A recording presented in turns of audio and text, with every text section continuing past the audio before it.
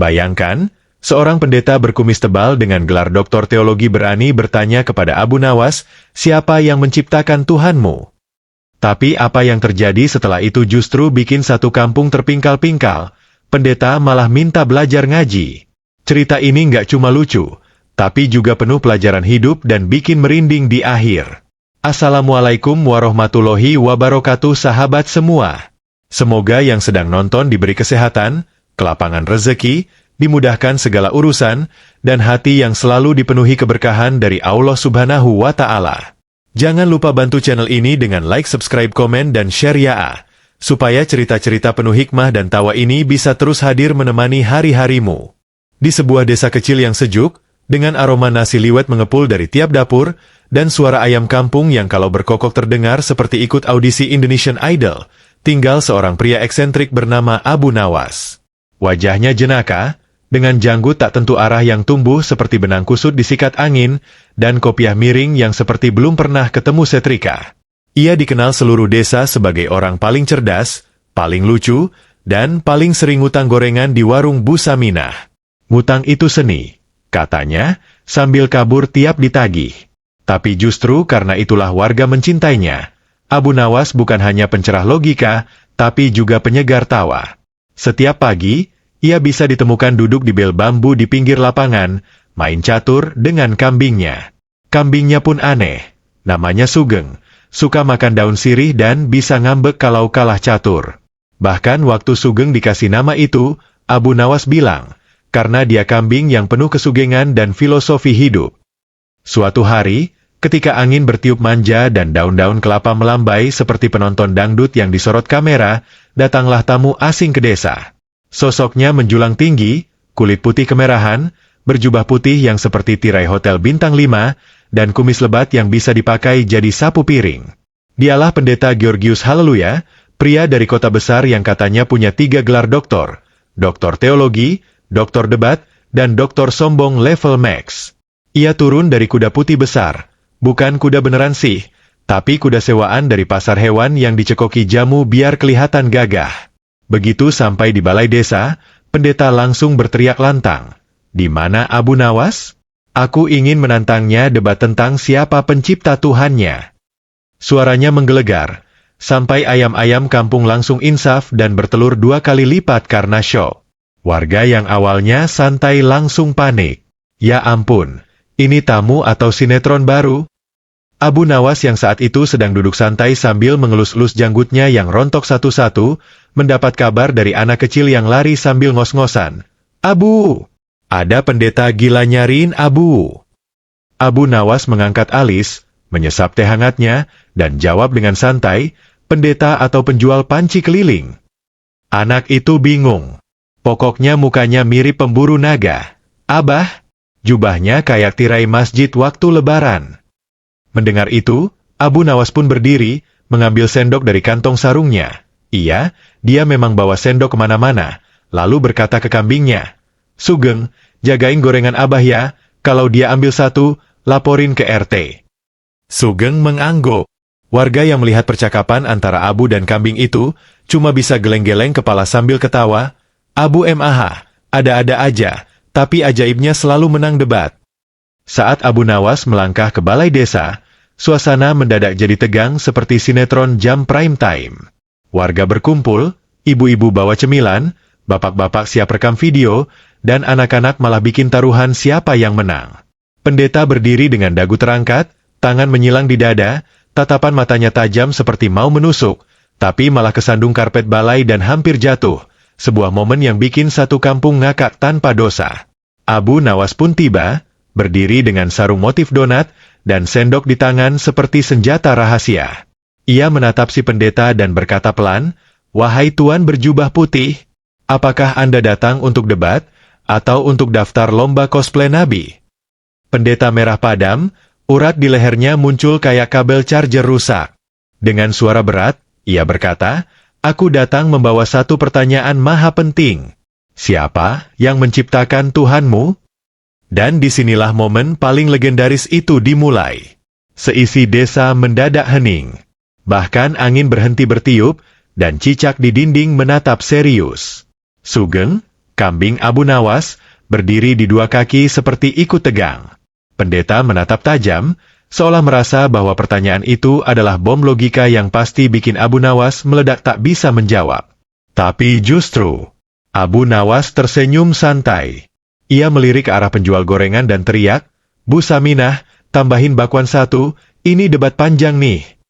Lalu ia menatap si pendeta dan berkata, "Tuan, sebelum saya jawab pertanyaan Tuan, boleh saya tanya balik?" Pendeta mengangguk sok bijak. "Silakan." "Siapa yang menciptakan kumis Tuan sampai lebat begitu? Apa niatnya Tuan pelihara? Biar ayam takut." Seketika warga meledak tawa. Sampai ada ibu-ibu yang nyemprotkan teh lewat hidungnya. Pendeta mulai panik. Tapi Abu belum selesai. "Kalau sudah tahu siapa pencipta kumis Tuan, ayo kita lanjut ke pencipta langit dan bumi." Pendeta Georgius nyaris kejang urat lehernya. Bukan karena marah, tapi karena mendadak bingung harus jawab apa soal kumis. Ia coba tetap tenang, menarik napas panjang seperti orang latihan yoga, dan menjawab, "Kumis ini diciptakan oleh Tuhan, tentu saja." Abu Nawas langsung tersenyum, mengangguk cepat seperti anak kecil yang berhasil bohongin emaknya soal PR. "Bagus, Tuan mengaku bahwa Tuhan menciptakan kumis Tuan yang mirip serabut kelapa habis rendaman. Sekarang, saya balik tanya, kalau Tuhan bisa menciptakan hal selebat itu, kenapa Tuan malah sibuk nanya siapa yang menciptakan Tuhan?" Warga kampung kembali meledak dalam tawa. Bahkan Pak RT jatuh dari kursi plastiknya yang udah retak sejak tahun lalu. Sugeng, si kambing, malah iseng ngunyah jubah pendeta sambil lihat-lihat, seolah dia juga penasaran, ini jubah apa kelambu hotel? Tak mau kalah, pendeta Georgius bangkit berdiri dengan cepat, sayangnya jubahnya tersangkut di bangku bambu dan cerak, sebagian jubah robek sampai terlihat celana dalamnya yang warna ungu muda dengan gambar bebek kecil. Warga desa langsung histeris. Seorang ibu-ibu nyaris pingsan sambil berkata, "Astagfirullah, itu motifnya imut banget." Abu Nawas yang melihat itu langsung tepuk jidat sambil berkata, "Wahai Tuan Pendeta, bahkan jubah Tuan tak sanggup menanggung bobot pertanyaan sendiri." Tawa makin pecah. Tapi anehnya, suasana tetap hangat. Tak ada hinaan, yang ada hanya gurauan yang menampar halus. Pendeta, yang awalnya berniat membungkam Abu Nawas dengan logika kelas berat, justru makin diserang balik dengan tawa yang bikin malu setengah mati tapi penuh makna. Abu Nawas lalu berdiri di tengah lingkaran warga, tangannya menunjuk ke langit sambil berkata lantang, "Wahai seluruh makhluk, adakah di antara kalian yang tahu siapa pencipta Tuhan kita?" Semua diam. Anak-anak yang tadinya sibuk makan kerupuk pun berhenti, dan ayam-ayam pun duduk tegap. "Dengarkan," kata Abu Nawas, "kalau Tuhan diciptakan, berarti dia punya awal. Kalau dia punya awal, berarti ada yang lebih awal darinya. Dan kalau ada yang lebih awal dari yang maha awal, berarti Tuhan bukanlah yang paling awal. Padahal, Allah adalah al-awwal yang tiada awal." Pendeta keringat dingin. Otaknya muter kayak kipas angin rusak. Logika yang dia bawa dari kota, mendadak tenggelam oleh logika kampung yang penuh akal sehat. Bahkan kambing Sugeng bergetar. Entah karena makna, atau karena kebelet buang air. Tiba-tiba, Abu Nawas melangkah pelan ke arah pendeta Georgius, lalu duduk di sampingnya. Suaranya berubah lembut, seperti bapak menasihati anaknya yang habis mecahin piring. "Tuan, saya tahu maksud hati Anda bukan menantang Allah. Tapi terkadang ilmu yang terlalu tinggi bisa bikin orang lupa untuk menunduk." Wajah pendeta menegang. Air matanya mulai menggenang. Abu Nawas lanjut berkata, "Saya ini cuma tukang gorengan, maksud saya tukang cerita. Tapi Tuhan yang saya kenal tidak butuh pencipta, karena dialah pencipta segala sesuatu. Bahkan menciptakan akal kita yang hari ini Tuhan gunakan untuk mempertanyakan dia." Warga mulai diam. Tawa berubah jadi refleksi. Bahkan anak-anak mulai saling bisik, seremnya mikirin siapa yang ciptain Tuhan. Tapi ternyata emang Tuhan itu, ya Tuhan banget gitu loh. Lalu, dengan tenang dan sedikit gaya dramatis seperti di drama Korea, Abu Nawas bangkit. Ia mengambil satu potong tahu isi dari piring gorengan Bu Saminah, lalu menggigitnya pelan sambil tatap langit. "Tuan, katanya sambil mengunyah. Saat orang mempertanyakan Tuhan, itu ibarat semut mempertanyakan kenapa bulan bisa bulat. Otaknya tak cukup luas untuk memahami. Tapi semut tetap bisa menikmati sinar bulan tanpa harus paham teori gravitasi. Pendeta tercenung. Warga yang tadinya ingin tertawa, kini malah meneteskan air mata. Bahkan Sugeng si kambing tiba-tiba bersujud. Atau tergelincir. Gak jelas. Tapi jelas satu hal. Seluruh desa hari itu bukan cuma disuguhi tawa, tapi juga kebijaksanaan yang menghentak hati. Pendeta Georgius duduk mematung seperti tiang listrik habis disiram hujan badai. Wajahnya pucat, matanya memandang kosong ke horizon, dan tangan kirinya menggenggam salib besar yang sejak tadi ia pegang seperti memegang gagang pintu yang gak bisa dibuka. Sementara itu, Abu Nawas tetap santai, duduk bersila di tikar anyaman sambil mengipas-ngipas pakai sandal jepit. Tuan, katanya lirih, jangan terlalu keras mengejar langit dengan akal, nanti bisa keseleo pikiran. Tiba-tiba Bu Saminah datang menyodorkan segelas es kelapa. Tapi karena bingung, dia malah kasihnya ke kambing Sugeng. Sugeng nyeruput pakai sedotan. Warga sontak terguling. Abu, kambing ente udah lebih modern dari kita. Pakai sedotan. Abu Nawas cuma nyengir dan berkata, Sugeng itu contoh kambing berpikir. Beda sama manusia yang kadang terlalu pintar sampai lupa cara merasa. Mendengar itu, pendeta Georgius menoleh pelan ke arah Abu Nawas. Wajahnya mulai berubah. Yang tadinya keras seperti batu bata, kini melembut seperti adonan onde-onde. Tapi, selama ini aku diajarkan bahwa segala sesuatu pasti punya sebab. Maka harusnya, Tuhan juga punya sebab, katanya pelan. Abu Nawas menatapnya dalam-dalam, lalu berkata sambil menaburkan garam ke tahu isi. Betul, Tuan. Segala yang diciptakan pasti punya sebab. Tapi Tuhan kami, Allah Subhanahu wa Ta'ala, bukan ciptaan. Dialah yang menyebabkan segala sebab tanpa sebab bagi dirinya. Warga bengong. Bahkan Sugeng si kambing berhenti ngunyah rumput dan mendongak seolah ikut merenung. Seorang bocah nyeletuk, berarti Tuhan itu kayak awal dari segalanya ya, Bah? Abu Nawas menjawab, betul. Kalau Tuhan juga diciptakan, berarti ada Tuhan di atas Tuhan. Dan kalau gitu terus, hidup kita jadi mainan tumpukan Tuhan. Kayak permainan menara donat di pasar malam. Pendeta semakin gelisah. Ia berdiri, berjalan beberapa langkah ke tengah lapangan, lalu menatap langit. Awan mendung pelan-pelan datang, seolah ikut menyaksikan kegundahan hati seorang manusia yang hatinya baru saja digoyang habis oleh logika kampung. Kenapa? Kenapa aku baru mendengar penjelasan ini di tempat sesederhana ini? Bisiknya. Abu Nawas menyusul ke belakangnya sambil tetap bawa sandal jepit dan tahu goreng. Dengan tenang ia berkata, karena kebenaran bukan milik kota, bukan milik gedung, bukan milik gelar. Kadang, kebenaran bersembunyi di balik ketawa warga, di warung kopi, atau di balik kambing yang bisa minum pakai sedotan. Warga kembali tertawa. Seorang pemuda nyeletuk, kalau gitu Sugeng cocok jadi motivator internasional, Bu. Semua terguling lagi. Tapi di tengah tawa itu, pendeta mulai mengusap air matanya sendiri. Aku pikir aku datang ke sini untuk mengalahkanmu, ternyata aku datang untuk dikalahkan oleh kejujuran. Tangis itu makin deras.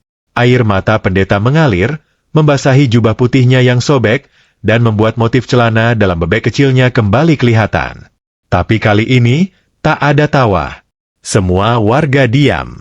Suasana berubah dari riuh ke haru dalam hitungan detik. Bahkan Sugeng, yang biasanya doyan berdiri dua kaki kalau dengar suara kentongan, kini duduk tenang dengan tatapan sendu. Abu Nawas pelan-pelan mendekat, lalu berbisik, kadang, orang harus jatuh dari puncak ego, baru dia bisa melihat tanah tempat ia berpijak. Pendeta menunduk. Ia menggenggam tangan Abu Nawas, dan dengan suara parau berkata, ajarkan aku tentang Tuhanmu, tentang Allah yang tak tercipta, tapi menciptakan segalanya. Abu Nawas tak langsung menjawab, ia hanya menatap mata pendeta dan bertanya, tapi, ente sanggup ninggalin dunia lama ente? Sanggup lepas dari kebiasaan debat hanya untuk terlihat benar, tapi jauh dari kebenaran? Pendeta menjawab dengan lirih, Kalau hati ini sudah disentuh kebenaran, apalagi yang harus aku pertahankan selain kejujuran? Abu Nawas mengangguk. Ia berdiri, lalu mengangkat tangan ke langit sambil berkata lantang, "Wahai Allah, berilah hidayah kepada hamba-Mu ini, yang datang dengan sombong, tapi pulang dengan ketundukan." Warga menangis. Ibu-ibu memeluk anaknya. Para bapak memeluk sendok karena nggak tahu harus ngapain. Sugeng, kambing kampung itu, tiba-tiba ikut berdiri dan melenguh pelan, seolah mengucap amin. Bahkan langit meneteskan rintik gerimis yang jatuh satu-satu, tepat saat pendeta Georgius mengangkat tangan dan mengucap, "Asyhadu alla ilaha illallah, wa asyhadu anna Muhammadar Rasulullah." Jeritan takbir menggema di seluruh kampung. Tapi tetap saja, suara paling nyaring adalah Sugeng yang bersin keras dan bikin tenda syukuran roboh.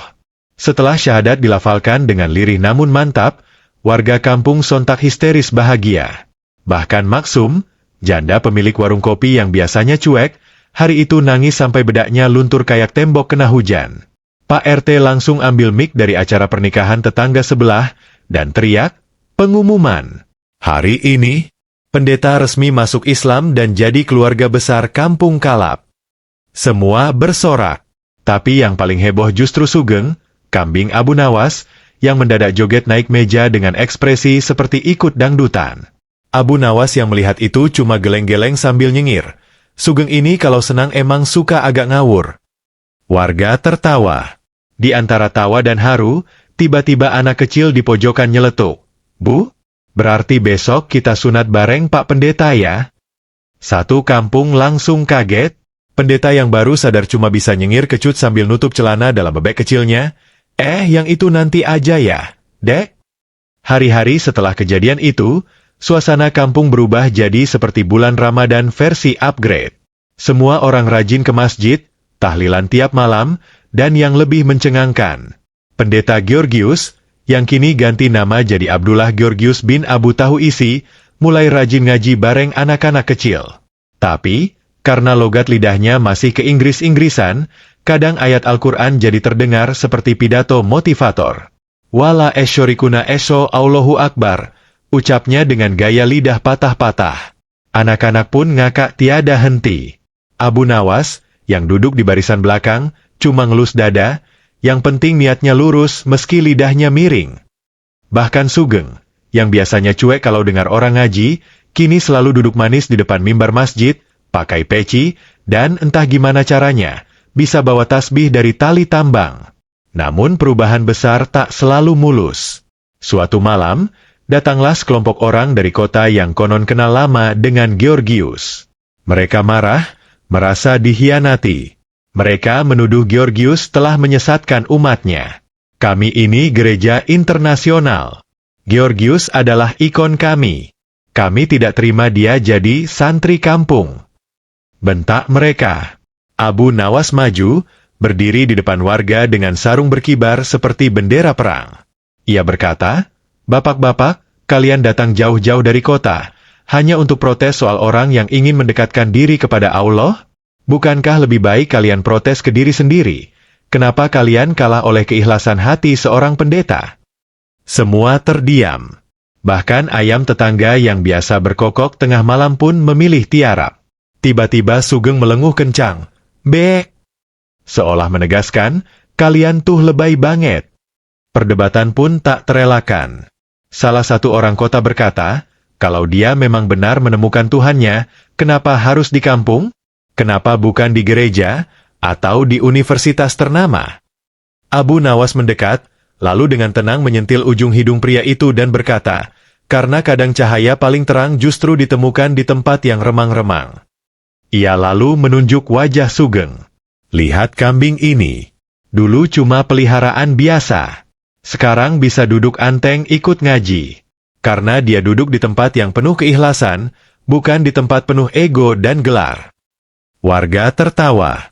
Pria kota itu kaget, "Kenapa saya dibandingin sama kambing?" Abu Nawas nyengir, "Saya nggak bilang bapak kambing. Cuma bilang, kadang kambing lebih cepat sadar." Seketika, tawa meledak. Tapi, tawa itu juga penuh makna. Bahkan pria-pria kota itu akhirnya diam dan menunduk. Yang melawan kebenaran dengan amarah, selalu kalah oleh yang menjawabnya dengan ketawa dan keikhlasan. Setelah rombongan kota itu pulang dengan hati penuh tanda tanya, warga kembali ke masjid. Malam itu hujan turun pelan, membasahi tanah kampung yang damai. Abdullah Georgius duduk di serambi masjid sambil memandangi langit. Abu Nawas duduk di sebelahnya, membawa gorengan dan teh panas. "Tuan, maksud saya, Saudara Abdullah," kata Abu. "Apa yang paling engkau pelajari selama perjalanan ini?" Georgius tersenyum. Bahwa kadang jawaban dari pertanyaan besar tentang Tuhan, justru datang dari suara tawa anak-anak kecil, kambing yang diam di masjid, dan orang nyentrik yang bawa sendok kemana-mana. Abu Nawas ketawa keras sampai batuk. "Itu maksud saya. Tuhan bisa hadir dalam kesederhanaan, tak perlu petir, tak perlu gedung tinggi. Cukup hati yang bersih dan secangkir teh hangat." Keduanya tertawa. Sugeng datang sambil bawa sajadah, duduk di antara mereka, dan tidur pula sambil ngorok. Dan malam itu, Kampung Kalap bukan hanya menyaksikan debat besar, tapi juga lahirnya kedamaian dari tawa dan air mata. Pagi harinya, Kampung Kalap mendadak viral. Entah siapa yang pertama ngerekam momen syahadat mantan pendeta Georgius, videonya tersebar kemana-mana. Judulnya bikin geger, "Pendeta masuk Islam gara-gara kambing pakai pelembab." Tentu saja, yang dimaksud sebenarnya adalah Sugeng si kambing yang hari itu bulunya licin gara-gara kena minyak goreng tumpah. Tapi netizen, seperti biasa, sibuk debat di kolom komentar. Ada yang bilang ini hidayah, ada yang nuduh Abu Nawas pakai hipnotis, bahkan ada yang bilang, ini rekayasa. Gereja kecolong. Abu Nawas santai menanggapi. Ia duduk di pos ronda, baca komentar sambil nyeruput kopi, lalu berkata, "Kalau kambing bisa bikin orang beriman, berarti kita manusia kudu malu kalau cuma bisa debat tanpa hidayah." Komentar makin panas. Tapi justru itu yang bikin satu Indonesia ketagihan. Karena jarang ada cerita mualaf karena catur kambing dan tahu isi. Sore harinya, wartawan lokal datang ke kampung. Dengan kamera usang dan mikrofon bekas konser dangdut, mereka mewawancarai Abu Nawas. "Pak Abu, banyak pihak menilai tindakan Anda menyesatkan. Bahkan ada yang bilang, Anda sengaja menyesatkan umat Kristen agar masuk Islam. Tanggapan Anda?" Abu Nawas nyengir, mengangkat sandal jepitnya, lalu menjawab, "Saya ini tukang gorengan, bukan tukang masukin orang ke agama. Hidayah itu urusan Allah, saya cuma jual tahu dan logika." Wartawan bengong. Bahkan kameramennya ketawa sambil jatuh dari motor. Abu Nawas melanjutkan, "Kalau Tuhan bisa diciptakan, berarti yang menciptakan lebih hebat dari Tuhan. Lah terus, kita nyembah siapa? Tuhan ketujuh? Kayak antrian BPJS?" Warga terguling ketawa. Komentar online makin panas. "Ini pelecehan," kata netizen. Tapi yang lain jawab, "Justru ini jawaban terbaik yang pernah saya dengar seumur hidup." Tak lama setelah itu, ada pendeta lain dari kota datang, kali ini bernama Pastor Cornelius Tobing. Ia berdiri di lapangan kampung dengan megafon dan berkata, "Saudara-saudara, Abu Nawas telah mengacaukan tatanan keimanan. Kami akan adu debat ulang. Kali ini, kami bawa tim apologet dari Amerika Latin." Tapi belum sempat lanjut, Sugeng maju. Iya, Sugeng si kambing. Dia berdiri di depan pastor, menatap dalam-dalam, lalu kencing tepat di depan kakinya. Satu kampung hening lalu dor. Tawa pecah serentak. Abu Nawas tepuk tangan sambil bilang, "Itu tandanya debatnya ditolak langit dan bumi." Pastor merah padam. Tapi sebelum sempat marah, Sugeng kembali duduk manis lalu bersin. Seolah berkata, "Udah cukup ya dramanya, capek." Malam harinya, Abu Nawas duduk di depan masjid bersama Abdullah Georgius. Warga ngumpul. Ada yang bawa gorengan, ada yang bawa kursi, bahkan ada yang bawa televisi buat apa nggak jelas, yang penting rame. Abu Nawas angkat suara, "Banyak yang tanya, kenapa saya nggak pernah marah kalau dihina, difitnah, atau dibilang sesat?" Ia diam sejenak, lalu jawab, "Karena saya bukan Tuhan. Saya bukan Rasulullah. Saya bukan wali. Saya cuma orang kampung yang suka ketawa. Tiba-tiba, seorang anak kecil nyeletuk, tapi lucunya bisa nyentuh hati. Bah! Semua tertawa sambil mengusap mata. Bahkan netizen yang nonton live streaming malam itu bingung, ini debat, ceramah, atau stand-up komedi spiritual. Tapi justru itu rahasianya. Kebenaran itu seringkali lebih mudah diterima jika dikemas dengan ketulusan, bukan emosi. Di akhir malam itu, Abu Nawas berdiri, menatap wajah-wajah yang dulu penuh penasaran kini berubah jadi penuh pencerahan. Ia berkata lantang, kalau ada yang tanya, siapa yang menciptakan Tuhan, maka tanyalah dulu, siapa yang menciptakan pertanyaan itu di dalam pikiranmu? Karena yang menciptakan pertanyaan, pasti juga menciptakan jawabannya. Dan jawabannya bukan di otak, tapi di hati. Warga terdiam. Bahkan Sugeng meneteskan air mata, atau mungkin debu masuk mata. Abu menatap langit, lalu menunduk dan berkata, semua ini bukan tentang siapa yang menang debat, tapi siapa yang pulang dengan iman. Ia melangkah masuk ke masjid. Warga mengikuti. Netizen terus komentar. Sebagian marah, sebagian menangis. Tapi satu hal pasti, Abu Nawas, Kambing Sugeng, dan Tahu Isi, baru saja menuliskan sejarah paling kocak dan paling menggugah iman dalam satu cerita.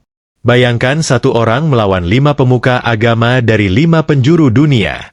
Tapi yang paling mengejutkan bukan siapa yang menang, melainkan bagaimana Abu Nawas bisa membuat semuanya tertawa, menangis, dan akhirnya terdiam. Hanya dengan satu benda sederhana di tangannya.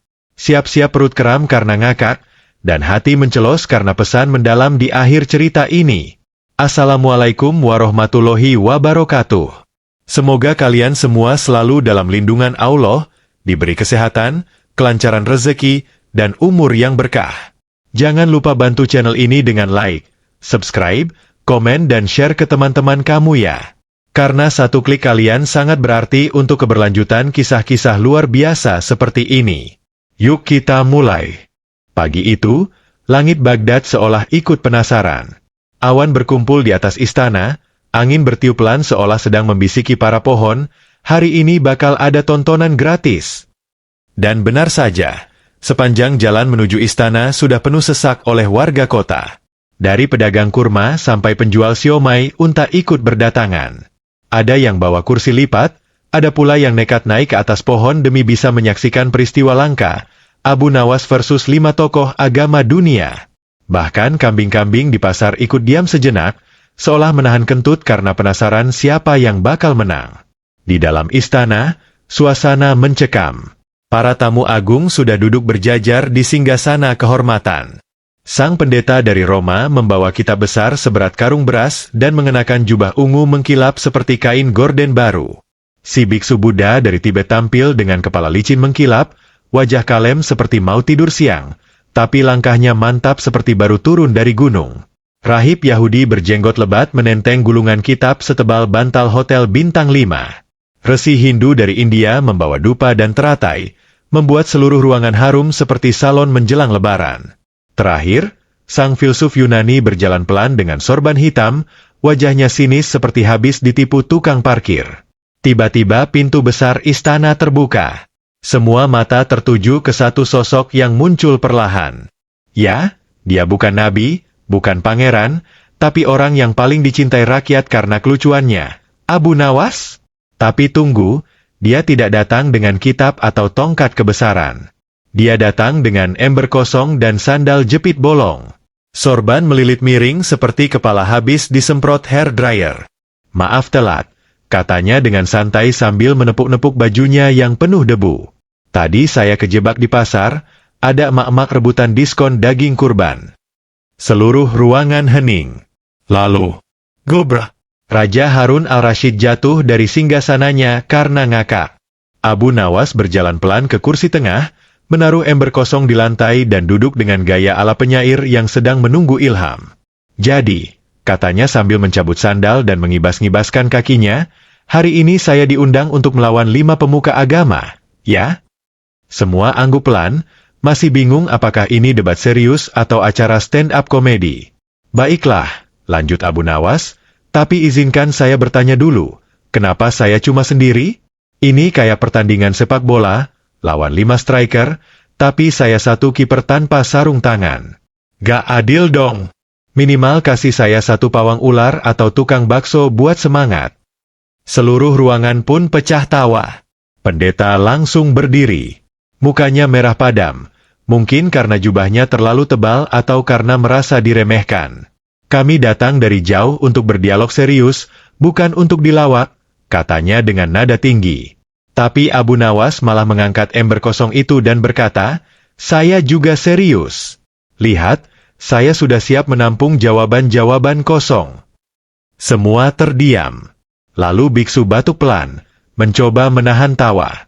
Si filsuf mencibir sambil menunduk, entah sedang berpikir keras atau sedang menahan kentut. Raja pun angkat tangan. Sudah, biar lucu, tapi serius juga. Kita lanjutkan. Tapi saya minta, biarkan Abu Nawas menjawab dengan caranya sendiri. Maka dimulailah sebuah debat yang tak hanya mencerdaskan, tapi juga bikin pipi keram karena tertawa. Setelah suasana sedikit tenang, walau beberapa menteri masih cekikikan sambil sembunyi di balik sorban, pendeta Roma kembali berdiri. Ia membentangkan kitab besarnya seperti hendak menutupi matahari. Wahai Abu Nawas, katanya dengan suara berat dan logat Eropa yang kental, jika Allah itu satu, kenapa dalam ajaran kami disebutkan 3 nama untuk satu Tuhan? Bukankah itu artinya 3 Tuhan? Semua mata menatap Abu Nawas. Tapi dia malah berdiri pelan, menghampiri ember kosong yang tadi dibawanya, lalu berkata, tolong lihat ember ini. Semua bingung. Pendeta pun menyipitkan mata, seakan-akan hendak mencari ayat di dalam ember itu. Ini kosong, ujar Abu. Sama seperti logika Anda. Seluruh istana langsung pecah. Bahkan seekor kuda penjaga istana terdengar meringkik keras dari luar, entah karena kaget atau ikut tertawa. Tapi, lanjut Abu Nawas cepat sebelum sang pendeta marah, saya paham maksud Anda. 3 tapi 1. Seperti jari saya ini. Abu angkat 3 jari. Semua beda-beda, tapi tetap satu tangan, bukan? Pendeta terdiam. Perlahan, ia duduk, pipinya merah, antara malu dan terpana. Raja menutup wajah pakai sorban, sudah tak kuat menahan tawa. Biksu Buddha dari Tibet maju. Langkahnya tenang, ekspresinya damai, tapi sorot matanya tajam. Kami percaya hidup adalah penderitaan. Maka tujuan kami adalah melepaskan semua keinginan, katanya lembut. Abu Nawas mendekat, wajahnya serius, matanya menatap lurus, lalu dengan suara pelan ia berkata, wah, kalau begitu, kamu pasti gak mau makan sate kambing ya? Biksu menggeleng, tentu saja tidak. Itu keinginan duniawi. Abu Nawas tiba-tiba memegang perutnya sambil meringis, aduh, saya juga tadinya mau nirwana, tapi pas lihat sate di luar tadi, saya malah mau nyate dulu. Semua meledak tawa. Tapi Abu belum selesai. Biksu, menurutku, bukan dunia ini yang penderitaan, tapi tagihan kontrakan tiap akhir bulan. Biksu tersenyum, terpaksa. Dan ketika Abu Nawas tiba-tiba mengeluarkan tusuk sate dari dalam sorbannya dan berkata, mau nyoba? Nirwana bisa belakangan. Seluruh istana berguncang karena gelak tawa tiada henti. Raja bahkan sempat salah minum. Air zam-zam masuk ke hidungnya. Giliran rahib Yahudi berdiri. Matanya tajam, jenggotnya terombang-ambing seperti rumput laut dihempas ombak. Kitab kami adalah yang tertua. Islam datang belakangan.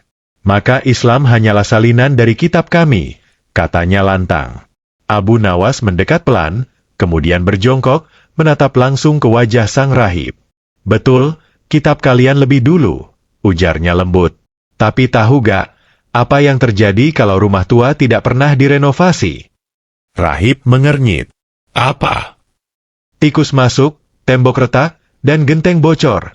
Jawab Abu sambil membuat efek suara, plok-plok-plok, seolah tetesan air hujan masuk dari atap rumah. Semua tertawa. Tapi Abu belum selesai. Jadi menurutku, Allah mengirim Islam itu bukan karena Islam meniru, tapi karena Islam diturunkan untuk nambal genteng bocor. Rahib yang tadinya kaku mendadak ngakak, dan itu membuat seluruh istana terpingkal-pingkal. Bahkan pengawal istana nyaris jatuh terguling sambil pegang tombak. Selanjutnya, Resi Hindu dari India bangkit. Lehernya dililit bunga melati seperti mau akad nikah, dan tangannya memegang dupa menyala. Ia bicara dengan suara seperti guru yoga, "Kami percaya semua agama itu baik, semua menuju kebenaran. Seperti sungai yang mengalir ke satu lautan." Abu Nawas mengangguk-angguk sambil berdiri, lalu mengambil ember kosong tadi, menuangkan air dari teko ke dalamnya sambil berkata, "Benar, benar sekali. Semua sungai menuju laut. Tapi, pernah gak kalian sadar, gak semua laut itu sama?" Resi mengernyit, "Apa maksudmu?" Abu tersenyum. "Ada laut yang bersih, bisa dipancing, bisa berenang. Tapi ada juga laut mati. Tidak ada ikan, tidak ada kehidupan. Dan berbau." Resi kaget, "Apa maksudmu laut mati?" Abu mendekat dan berbisik, "Itulah hati manusia. Kalau keras, ya isinya cuma garam doang." Seisi ruangan tertawa sekaligus mikir. Seolah antara ngakak dan dapat tamparan rohani dalam satu paket.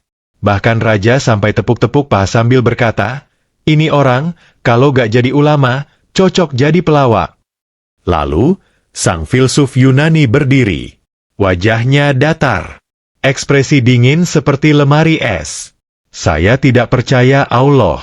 Jika Allah benar-benar ada, buktikan saat ini juga." Semua menahan napas. Ini momen yang ditunggu. Tapi Abu Nawas tidak marah. Ia justru berjalan pelan ke arah filsuf itu sambil membuka satu gulungan kecil dari sakunya. Bukan kitab, tapi sapu tangan penuh tambalan. "Loh, itu apa?" tanya filsuf. Abu menjawab sambil tersenyum, "Ini milik ibuku. Dia menjahitkannya saat aku masih kecil. Tak terlihat mewah, tapi penuh cinta." Filsuf menatap bingung. Abu lalu berkata, "Kau minta aku membuktikan Allah. Tapi coba tunjukkan dulu, di mana letak akalmu." "Akal? Ya di dalam kepala." "Bentuknya? Tak terlihat." "Nah, Allah juga begitu." Semua terdiam. Lalu raja berbisik ke Perdana Menteri, "Ini debat atau drama religi sih? Bikin mewek juga ya." Dan saat Abu Nawas memeluk sapu tangan itu sambil berkata pelan, "Yang tak terlihat, bukan berarti tidak ada." Filsuf perlahan duduk. Diam.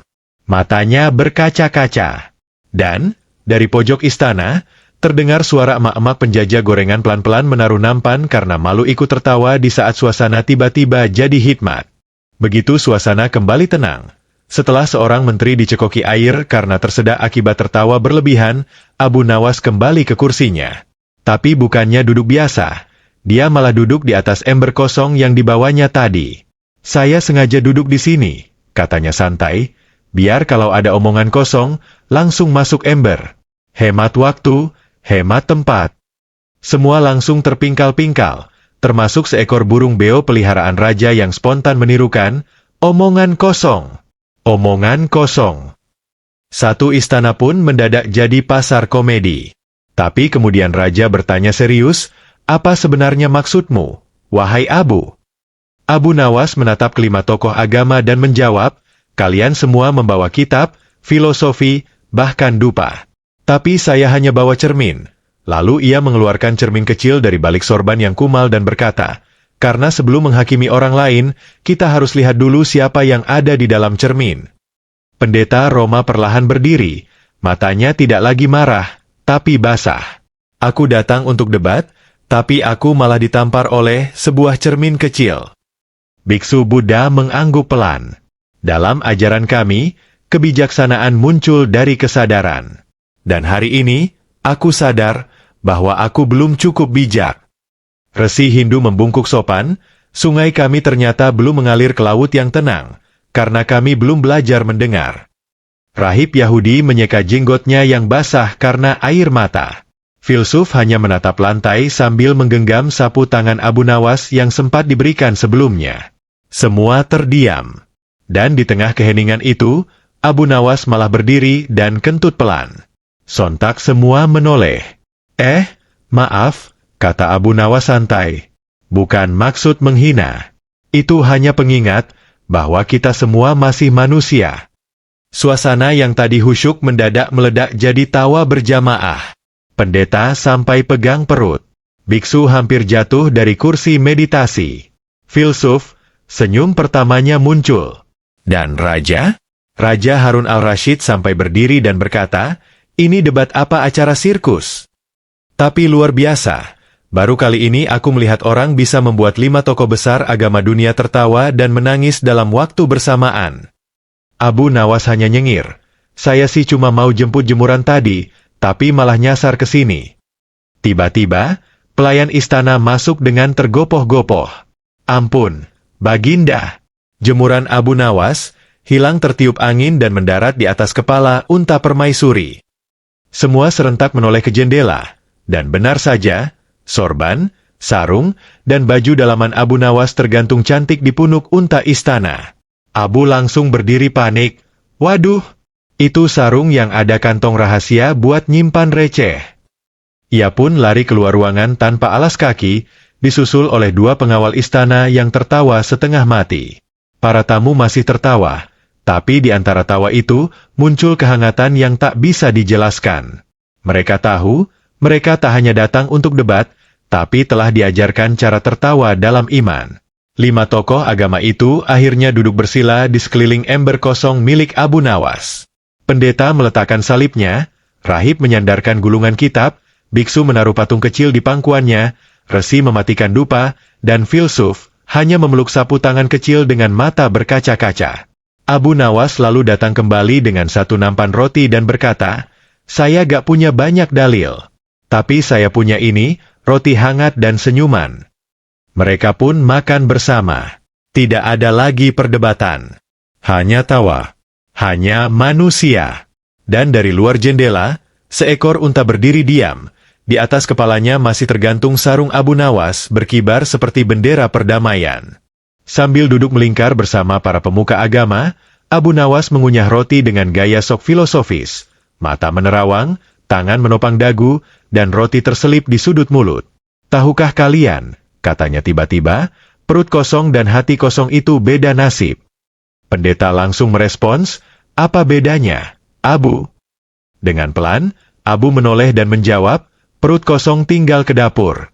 Tapi hati kosong, bisa nyasar ke TikTok. Semua langsung terpingkal. Bahkan biksu yang selama ini tenang seperti batu meditasi, kini tertawa sambil menggoyang-goyangkan bahunya. Resi Hindu memukul paha sambil bilang, ampun deh, ini manusia setengah malaikat setengah badut. Sementara filsuf, yang biasanya skeptis dan logis, kini menunduk, menulis sesuatu di tangannya. Ketika ditanya, dia menjawab, aku catat agar tak lupa kalau hati bisa kosong walau kepala penuh teori. Tiba-tiba, seekor ayam istana nyelonong masuk ke ruangan. Ya, ayam. Dengan langkah percaya diri, ia melenggang di antara para tokoh agama dan bertengger tepat di atas kepala rahib Yahudi. Semua bengong. Tapi Abu Nawas bangkit dan berseru dramatis, lihat, seekor ayam telah diutus Allah untuk menyampaikan pesan. Pendeta panik, pesan apa? Abu menjawab, pesan bahwa meski berjanggut panjang dan kitab segudang, tetap saja kamu bisa dijadikan tempat bertengger oleh ayam kalau sombong. Boom! Istana pecah lagi. Biksu sampai jatuh dari bantalan. Raja memegang perut, tersungkur sambil menggumam, aku tak kuat, ini bukan debat, ini ujian ketahanan perut. Sementara sang rahib mencoba mengusir ayam itu, tapi ayam malah betah duduk dan bertelur di sana. Abu Nawas tertawa, lihat, bahkan ayam pun tahu kapan waktunya memberi, sementara banyak manusia hanya ingin diakui. Abu lalu berjalan ke tengah ruangan, menarik gulungan karpet merah istana, menggelarnya, lalu berkata, mari kita sujud. Tapi jangan pada debat. Sujud pada rasa hormat. Semua terdiam. Ia kemudian mengambil pecahan kaca dari pinggir ruangan dan membagikannya pada kelima tokoh itu. Ini bukan untuk melukai, katanya pelan, tapi untuk bercermin. Karena kadang, wajah yang sombong pun tidak akan sadar sampai dilihat dari pecahan. Filsuf Yunani, yang selama ini keras kepala, tiba-tiba mencium pecahan kaca itu, lalu meletakkannya di dada. Aku tidak butuh debat lagi. Aku butuh teladan. Mata pendeta berkaca-kaca, biksu memejamkan mata, resi meneteskan air mata, rahib memeluk ayam yang masih betah di kepalanya, dan semua saling memandang lalu tertawa bareng. Ini gila, kata resi, gila tapi menyejukkan jiwa. Raja Harun al-Rashid akhirnya berdiri. Ia mengangkat tangan dan berseru, hari ini aku telah melihat keajaiban. Bukan ilmu yang menundukkan, tapi keikhlasan. Ia lalu memanggil pengawal dan berkata, siapkan panggung. Abu Nawas harus tampil tiap Jumat sore. Gantikan penceramah yang isinya cuma marah-marah. Abu tertawa, saya bukan penceramah, Baginda. Saya tukang nyindir dengan cinta. Justru itu yang langka, jawab raja. Seketika semua rakyat bertepuk tangan. Bahkan unta istana, yang masih dihiasi jemuran Abu Nawas di punuknya, mengangkat kepalanya seolah ikut setuju. Dan ayam, masih bertengger tenang sambil mengelus-elus jenggot si rahib. Entah karena nyaman, atau sudah menganggap jenggot itu sarang. Malam harinya, Abu Nawas duduk di pinggir sungai. Ia memandangi langit dan berkata pelan, ya Allah, Engkau tak pernah menyuruh kami menang debat. Engkau hanya menginginkan kami menang atas diri sendiri. Ia tersenyum kecil. Hari ini, 5 orang besar duduk di sekeliling ember kosong dan menemukan makna yang penuh. Seekor kucing datang dan duduk di pangkuannya. Abu berkata, kau tahu gak, kucing? Dunia ini terlalu serius. Orang saling serang dengan dalil. Lupa bahwa kadang, jawaban paling jitu adalah tertawa bersama. Kucing itu mengeong. Abu tersenyum. Lihat, kamu pun setuju. Dari kejauhan, terdengar suara nyanyian warga yang menirukan gaya bicara Abu Nawas. Dan malam itu, Baghdad tidak hanya tidur dengan kenyang, tapi juga dengan bahagia. Keesokan paginya, suasana Baghdad berubah drastis. Warung-warung kopi dipenuhi warga yang membahas satu topik yang sama. Si Abu Nawas sendirian, bikin 5 tokoh agama dunia bungkam, pakai ember kosong dan ayam. Bahkan pedagang sayur pun ikut-ikutan bikin dagangannya filosofis. Terong ini kayak iman. Bang, lembut tapi kuat kalau dimasak dengan sabar. Tukang cukur membentuk jenggot pelanggannya jadi spiral seperti jenggot rahib Yahudi yang kemarin viral ditunggangi ayam. Yang lebih kocak lagi, emak-emak pengajian minta panitia undang Abu Nawas jadi penceramah rutin. Yang penting lucu bu, capek tiap minggu ceramah isinya, neraka, azab. Dan di tengah euforia rakyat, seekor ayam dengan pita merah muda di lehernya jalan santai keliling pasar. Ya, ayam yang sama, kini jadi bintang. Sementara itu, di istana, Raja Harun al-Rashid menulis dekrit baru, tiap debat keagamaan wajib diawali dengan bercermin dan diakhiri dengan tertawa. Abu Nawas pun dipanggil untuk menerima penghargaan resmi. Tapi, dia datang pakai sandal sebelah kiri dua-duanya, sorban terbalik, dan kantong baju penuh nasi uduk. Maaf, Baginda, saya mampir sarapan di warung Bu Hadijah. Nasi uduknya bikin iman makin mantap. Raja menggeleng sambil tertawa. Kau memang gila, tapi jenis gila yang dibutuhkan negeri ini. Semua pejabat setuju. Bahkan Menteri Urusan Keuangan sempat berkata, coba Abu Nawas yang ngurus pajak, mungkin rakyat rela bayar sambil ngakak. Abu Nawas cuma menjawab santai, saya gak paham pajak, Pak, tapi saya tahu kalau hati manusia kena sentuh, logika bisa ikut nurut. Sore harinya, kelima tokoh agama bersiap pulang. Tapi sebelum naik kereta kerajaan, mereka mendatangi Abu Nawas di depan masjid. Wahai Abu, kata pendeta, kami datang ingin menguji kebenaran, tapi pulang dengan membawa cermin yang memperlihatkan kebodohan kami sendiri. Biksu menunduk, lalu berkata, kau bukan hanya guru, tapi juga pelawak yang membuat jiwa kami sembuh. Resi menambahkan, engkau membuat kami tertawa sambil belajar, sesuatu yang bahkan kitab kami belum ajarkan. Filsuf Yunani mencium tangan Abu Nawas, dan itu membuat seluruh rakyat yang melihat berteriak, Filsa'af. Cium tang aaaan. Abu tertawa kecil, lalu berkata, 5 orang datang dengan 5 kitab, 1 ember kosong, dan 1 ayam. Tapi semuanya pulang dengan satu hal yang sama. Kesadaran bahwa Allah tidak pernah meminta kita menang debat, hanya menang atas ego. Dan begitulah, hari itu Abu Nawas tidak hanya menaklukkan 5 tokoh dunia, tapi juga 5 penyakit hati: sombong, iri, marah, keras kepala, dan kebiasaan memotong omongan orang. Ia melakukannya bukan dengan dalil berjilid-jilid, tapi dengan cermin kecil, ember kosong, dan satu kalimat lucu di tengah keheningan. Bahkan ayam yang ikut dalam momen itu, kini dianggap ayam sufi. Beberapa warga bahkan mulai bikin komunitas santri pecinta ayam bertengger, lengkap dengan kaos bergambar Abu Nawas naik unta sambil megang telur. Di pojokan pasar, anak-anak sekolah menirukan gaya bicaranya, "Hati-hati kalau debat nanti kalah sama ayam." Seluruh Baghdad berubah, dan nama Abu Nawas makin harum. Meskipun bajunya sering bau keringat dan minyak goreng. Malam terakhir sebelum semua tokoh agama kembali ke negeri mereka, Abu Nawas menuliskan satu kalimat di dinding masjid dengan arang. "Tertawalah, sebelum debat membuatmu lupa bagaimana caranya mencintai." Besoknya, tulisan itu viral. Dibordir jadi bantal, dicetak di spanduk warung kopi, bahkan ditulis di bagian belakang kereta unta. Dan ketika ditanya oleh seorang anak kecil, "Wahai Abu, apa yang akan kau lakukan besok?" Abu Nawas menjawab sambil menguap, "Besok? Saya mau cari sarung baru. Yang lama masih nyangkut di punuk unta." Semua tertawa. Semua bahagia.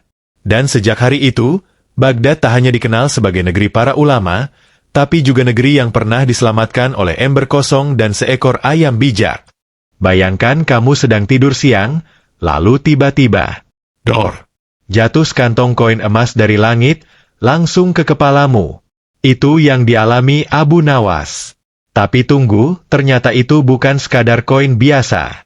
Warisan dari langit ini malah bikin seluruh kota geger, bahkan bikin Sultan nyaris pingsan. Siap-siap ketawa terbahak dan terharu, karena kisah ini bukan hanya lucu tapi penuh makna. Assalamualaikum warahmatullahi wabarakatuh sobat semua. Semoga kalian selalu diberikan kesehatan, rezeki yang berlimpah, dan hati yang selalu bahagia oleh Allah Subhanahu wa Ta'ala. Amin ya Robbal Alamin. Kalau kamu suka kisah lucu yang penuh kejutan, tawa, dan pelajaran hidup, jangan lupa like, komen, subscribe, dan share video ini ke teman-temanmu. Biar semua bisa ketawa bareng dan ikut terinspirasi dari kisah luar biasa Abu Nawas. Di suatu siang yang terik, di sebuah desa yang damainya bisa bikin nyamuk pun ngantuk, Abu Nawas tergeletak di bawah pohon kurma tua yang sudah miring 45 derajat seperti ingin pensiun. Ia memakai jubah yang warnanya sudah sulit dibedakan antara coklat, debu, dan kenangan masa lalu. Di sampingnya, seekor kambing tua bernama Samsul juga ikutan rebahan, seolah berkata, "Hidup ini memang berat, bro." Abu Nawas tidur dengan posisi telentang, mulut sedikit terbuka, dan mendengkur seperti gergaji tua yang dipakai menebang mimpi. Saking nyenyaknya, lalat pun enggan mengganggu. Mereka hanya lewat, lalu bisik-bisik, itu Abu Nawas, biarin dia tidur, nanti kalau bangun bisa bikin kehebohan lagi." Dan benar saja, baru 5 menit ngorok masuk babak kedua, tiba-tiba langit mendung mendadak cerah. Angin berhenti bertiup. Seekor elang yang tadinya melayang-layang langsung minggir, memberikan jalan kehormatan. Bletak! Sebuah benda keras jatuh dari langit, menimpa tepat di jidat Abu Nawas. Sontak ia terbangun sambil berteriak, "Innalillah! Gempa di kepalaku!" Ia memegangi dahinya yang merah seperti tomat dipukul ulekan, lalu melirik ke sekeliling. Yang dia lihat, sebuah kantong kulit bulat besar, terikat rapi dengan tali emas, dan saat disentuh, kling. Bunyinya berdenting seperti surga ngasih kode. Ini apaan? Abu Nawas membelalakan mata. Wajahnya berubah dari ngantuk jadi seperti anak kecil baru dibelikan sepeda. Ia buka kantong itu perlahan, dan kilah. Matahari pun kalah bersinar. Koin-koin emas berkilauan, berkilat-kilat seperti sinetron yang baru kelar dipoles 4K. Abu Nawas tidak langsung girang. Ia justru diam beberapa detik, lalu ngomong pelan, "Jangan-jangan ini jebakan. Atau ini mimpi?" Ia menampar pipinya sendiri. Aduh, sakit beneran? Berarti ini nyata. Ya Allah, jangan bangunin aku dulu, biar aku menikmati kemewahan ini 5 menit aja ah. Tak butuh waktu lama, seluruh pasar jadi heboh. Abu Nawas berdiri di tengah keramaian, mengangkat kantong emas seperti piala dunia, dan teriak, "WOI semua ah! Gue kaya! Langit ngasih gue warisan!" Orang-orang yang tadinya jualan tomat langsung berhenti dagang, pembeli daging ayam langsung ninggalin dagangan, dan penjual sandal putus menangis karena disalip sensasi. "Warisan dari langit?" teriak Pak Hasan, si pedagang kambing, "jangan-jangan dia nyolong." Tapi Abu Nawas hanya tertawa nyaring, yang nyolong itu perasaan mantan. Kalau ini, beneran rezeki dari Allah. Lalu adegan paling absurd pun terjadi. Abu Nawas mulai keliling pasar sambil menyapa orang-orang pakai suara sok bangsawan. "Selamat siang, rakyat kecil. Hari ini aku bagikan sinar keemasan berupa senyuman dari orang kaya baru." Warga terdiam, lalu satu anak kecil nyeletuk, "Pak Abu, boleh pinjam duitnya buat beli permen nggak?" Abu Nawas langsung peluk anak itu dan berkata, "Kau adalah generasi masa depan dan permen adalah simbol investasi." Suasana makin kacau saat ada ibu-ibu nekat meletakkan ember di atas kepala, berharap langit juga menjatuhkan kantong ke kepalanya. Bahkan Samsul, si kambing tua, ikut menengadah ke atas sambil berharap jatuhnya bukan batu. Warga yang awalnya skeptis kini berubah jadi fans garis keras Abu Nawas.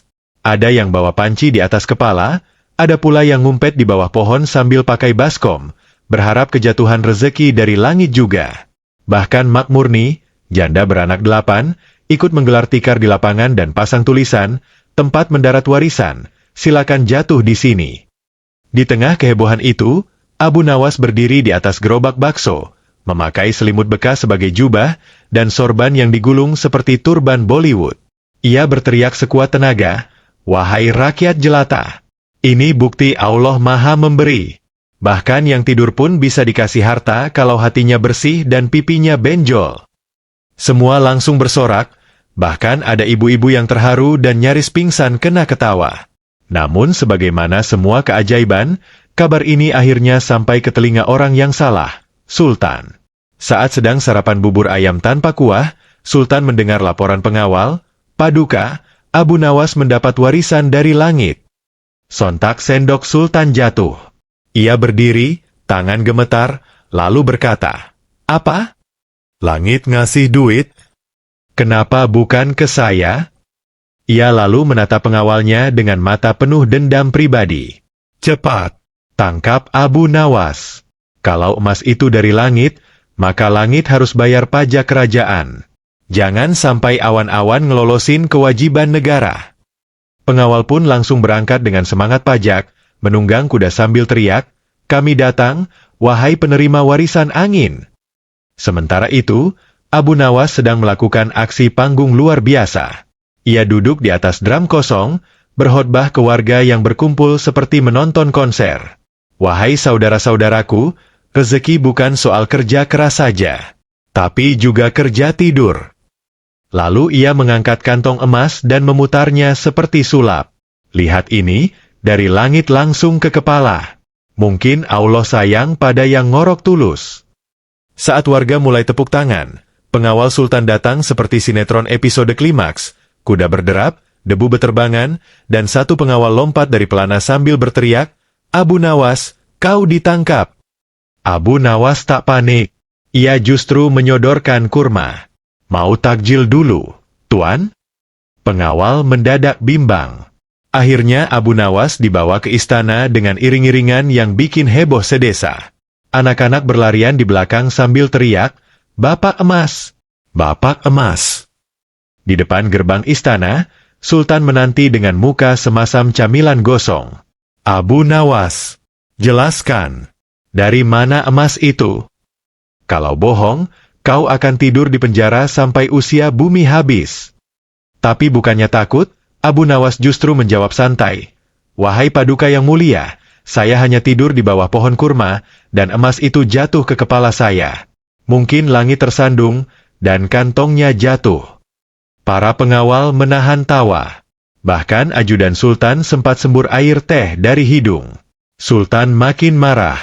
Emas nggak jatuh dari langit begitu saja. Pasti ada yang kamu sembunyikan. Kamu pakai ilmu sihir ya? Atau kamu punya koneksi dengan jin pajak? Abu Nawas tertawa kecil. Wahai Sultan, kalau jin saja bisa dapat warisan, kenapa saya tidak? Lagi pula, saya tidak menyembunyikan apa-apa. Coba lihat dahiku ini, masih merah, bengkak sebesar bakpao. Ia lalu membuka sorbannya, dan semua orang terpukau melihat benjolan yang berbentuk seperti bulan sabit. Lihatlah wahai Sultan, ini bukan sihir, ini tanda cinta dari langit. Sultan hampir pingsan, bukan karena percaya, tapi karena pengen ketawa tapi gengsi. Tepat saat situasi di istana mulai tegang seperti ketan belum mateng, tiba-tiba, braak. Pintu utama istana terbuka lebar. Seorang lelaki tua renta dengan jubah putih panjang, janggut menjuntai sampai perut, dan tongkat kayu bulukan yang ujungnya berasap masuk dengan langkah pelan tapi pasti. Semua mata langsung tertuju padanya. Aura misterius memancar dari sosok itu, seolah-olah habis turun dari film silat jadul. Ia berhenti tepat di depan Sultan dan berkata dengan suara berat, "Aku utusan langit." Semua langsung menahan napas. Pengawal nyaris ngeloyor ke belakang, takut disambar petir. Hanya Abu Nawas yang tetap santai, malah nyender ke tiang sambil ngemil kacang goreng yang entah dari mana asalnya. Orang tua misterius itu berkata, "Tadi malam, aku bermimpi didatangi makhluk bercahaya." Mereka berkata, "Di bumi ada satu manusia dengan hati tulus dan perut keroncongan yang pantas menerima hadiah dari langit." Dan saat aku bangun, sebuah catatan muncul di dalam serban tidurku.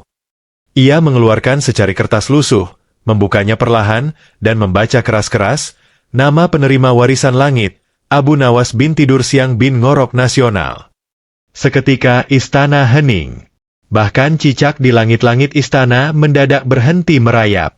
Sultan memicingkan mata, ragu, Abu Nawas bin apa tadi? Orang tua itu menjawab, bin Ngorok Nasional, Paduka. Itu julukan dari malaikat.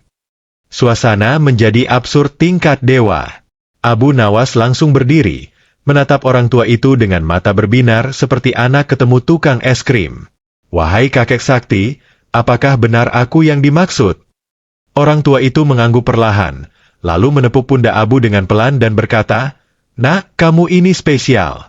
Bukan karena hartamu, tapi karena kamu bisa tidur nyenyak walau punya utang di warung sebelah."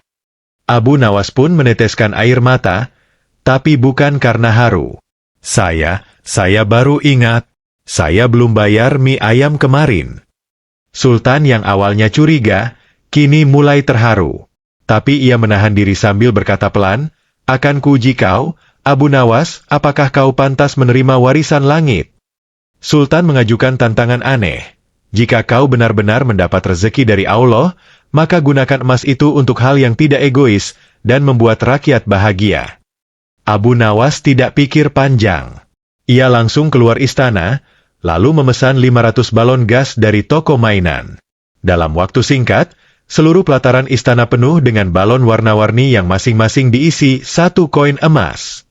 Saat semua warga desa berdatangan dengan rasa penasaran, Abu Nawas berdiri di atas meja sambil teriak, "Wahai rakyat, hari ini langit membagikan rezeki lagi, tapi dalam bentuk balon."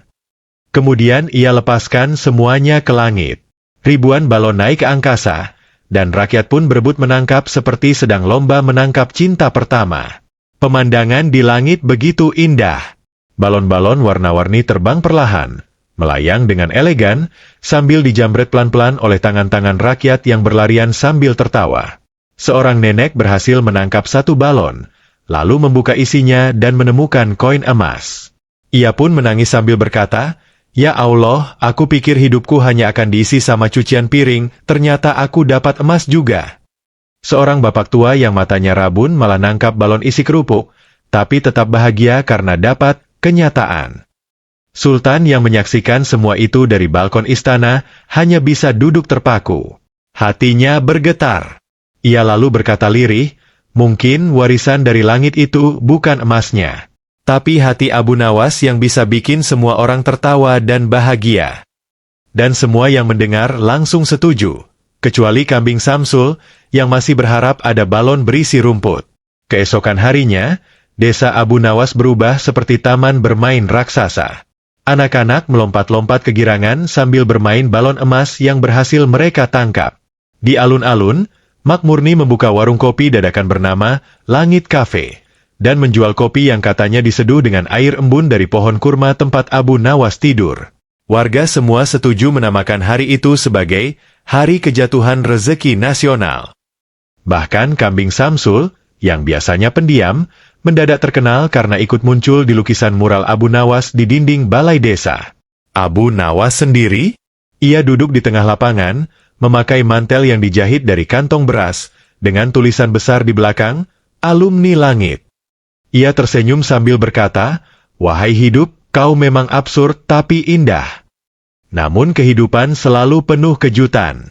Saat matahari mulai condong ke barat dan suasana mulai tenang, tiba-tiba terdengar suara wos-hos dari langit. Semua warga mendongak. Seekor burung besar, entah elang atau angsa yang kena steroid, melayang pelan, membawa sesuatu di kakinya. Semakin dekat, semakin jelas, dan beletak. Benda itu jatuh tepat di samping Abu Nawas, menimbulkan debu yang membuat Kambing Samsul bersin 3 kali. Semua menahan napas.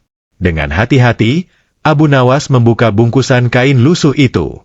Ternyata isinya surat. Surat dari langit. Di atasnya tertulis dengan tinta emas, kepada Abu Nawas, dari bagian keuangan langit, divisi coba-coba. Seketika semua warga terdiam, suasana berubah jadi seperti nobar sinetron pas adegan kematian tokoh utama. Dengan jari gemetar, Abu Nawas membuka surat itu dan membacanya keras-keras. YTH. Abu Nawas, penerima warisan tidak sengaja. Kami dari langit mohon maaf atas kekeliruan pengiriman emas kemarin. Seharusnya emas tersebut dikirim ke Nabi Khidir yang sedang tugas di padang pasir. Karena koneksi awan lemot dan satelit langit rusak sementara, maka emas nyasar ke kepala Anda. Harap dikembalikan secepatnya atau akan dikenakan bunga langit sebesar 3 doa sehari. Warga langsung tertawa ngakak. Bahkan Sultan sampai jatuh dari kursinya sambil megang perut. Abu Nawas bengong beberapa detik, lalu berdiri dan berkata, "Ini fitnah langit. Masa rezeki harus dikembalikan?" Abu Nawas langsung naik ke atas gerobak bakso, berdiri gagah seperti jenderal perang, dan mulai berpidato sambil kibas sorbannya. "Wahai rakyat, apakah rezeki yang sudah turun harus dikembalikan? Bukankah Allah memberi bukan karena salah alamat, tapi karena tahu isi hati hambanya? Kalau langit salah, biarlah salahnya langit menjadi berkah kita semua." Warga serentak bersorak, "Hidup Abu Nawas! Hidup kepala benjol!" Makmurni langsung bakar dupa di warungnya, katanya untuk menenangkan sinyal langit biar gak ngamuk. Anak-anak mulai membuat bendera dengan gambar kepala Abu Nawas pakai bintang 5. Bahkan Samsul, sang kambing, diberi medali kehormatan dari masyarakat sebagai saksi mata kejatuhan rezeki. Namun, di balik semua tawa itu, Sultan merasa tersentuh. Ia berjalan mendekati Abu Nawas, menepuk pundaknya, dan berkata pelan, "Wahai Abu, mungkin emas itu memang bukan untukmu.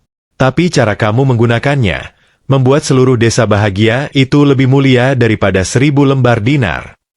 Abu Nawas menatap Sultan dengan mata berbinar, lalu menjawab, "Paduka, saya ini hanya orang biasa yang tidur di tempat biasa dengan mimpi yang luar biasa." Semua terdiam, lalu satu anak kecil berteriak, "Pak Abu, besok tidur di mana? Biar saya ikutan tidur juga." Dan semua pun tertawa lagi, lebih keras, lebih hangat, lebih jujur.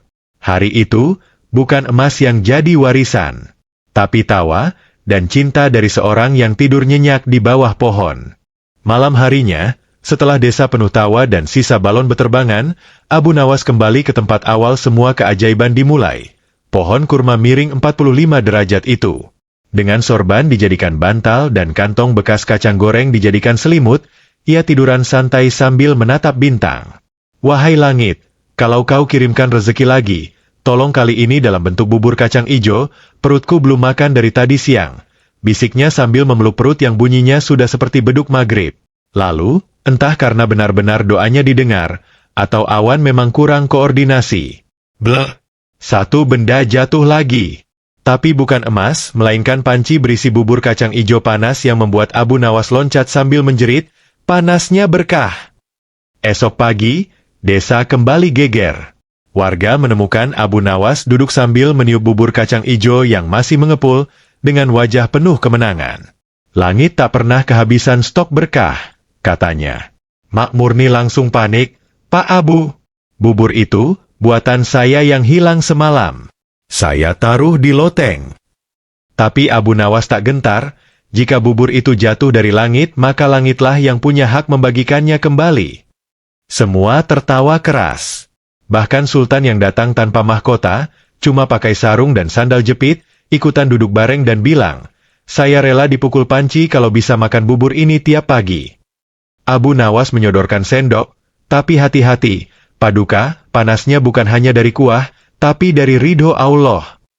Hari itu jadi momen sejarah baru, sarapan bersama warisan langit. Semua warga berkumpul, dari anak-anak hingga kakek nenek, dari kambing Samsul hingga ayam tetangga yang numpang makan. Abu Nawas duduk di tengah, menyuapi satu persatu anak kecil sambil berkata, jangan hanya kejar warisan dari langit, kejar juga akhlak dan rasa syukur. Sultan mengangguk penuh hikmah, lalu nyeruput bubur terlalu cepat hingga lidahnya kepanasan. Sakit, tapi barokah, katanya sambil ngibasin mulut dengan daun pisang.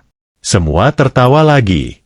Di tengah kehebohan itu, seekor burung kecil tiba-tiba mendarat di bahu Abu Nawas.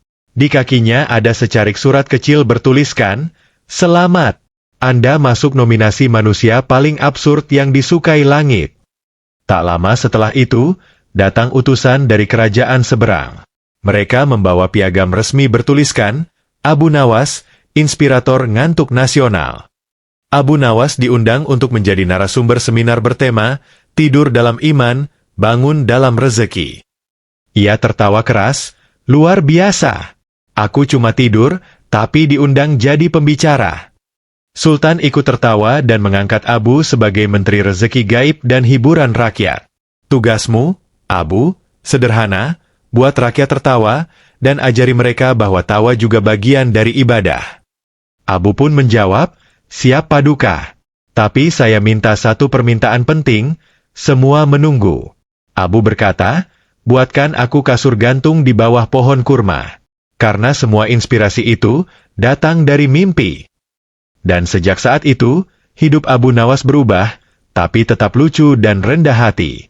Ia tidak menyimpan emas, tidak juga membangun istana. Tapi ia membangun Taman Tertawa Abu Nawas, tempat di mana siapapun boleh masuk, curhat, tertawa, atau tidur siang gratis di bawah pohon. Di situ tertulis pesan besar, jika rezekimu belum turun dari langit, mungkin kamu belum cukup tidur atau belum cukup ikhlas. Kisahnya menyebar ke berbagai penjuru negeri, bahkan ke negeri yang tak punya kurma. Dan malam-malam di desa itu, selalu ada suara ngorok Abu Nawas yang menenangkan, seolah berkata ke seluruh dunia. Tenanglah, warisan dari langit itu nyata dan bisa jatuh kapan saja, asal kau siap menertawakannya.